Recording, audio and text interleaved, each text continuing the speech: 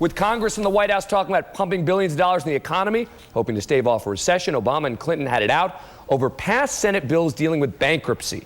First up, the 2001 bill that made it harder for Americans to declare bankruptcy.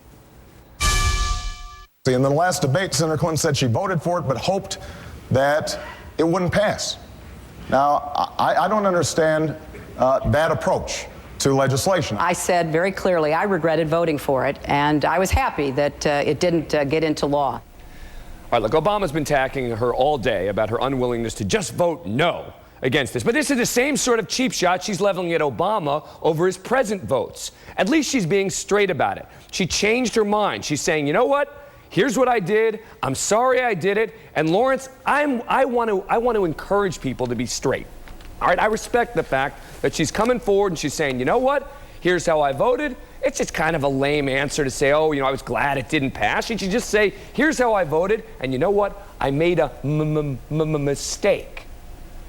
Well, I agree, and I don't know a senator who doesn't regret a vote that he or she has cast at some point in time. The trouble with this one is, this was a very prominent vote. It was lobbied heavily by Wall Street, which Hillary represents, and everybody knew well ahead of time that this was, in Democratic Party terms, an anti-consumer vote. Certainly in the populist terms of this presidential campaign, it was a very anti-consumer vote. So I understand Hillary regretting it. She's good to be honest about it that way.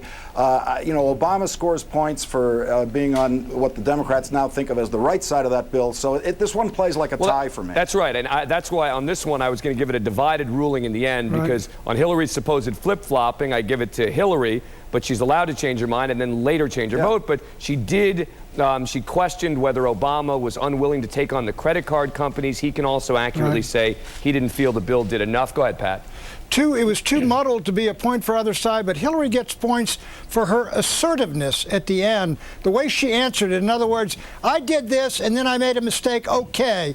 I mean, that comes off to me very well, and the whole thing, frankly, is very tough to follow. I mean, Lawrence is very much in the details of it, and when you look at it that way, I would give it to Obama, but I don't think the audience on television has that much detail. Yeah, I agree. I think this is why we don't end up with senators becoming president very often, because you try to come up with big moral good guy, bad guy fights about these specific votes, and it's hard enough to do that on the individual bills, let alone the bills plus the amendments. All right. Right now, as we go into break here, we've got in my scorecard, Obama scored 2. There's one split decision, excuse me, where I'm slightly siding towards Hillary on that one. But coming up, I got a big one for Hillary coming up. And we get to what may have been the biggest cheap shots in the debate.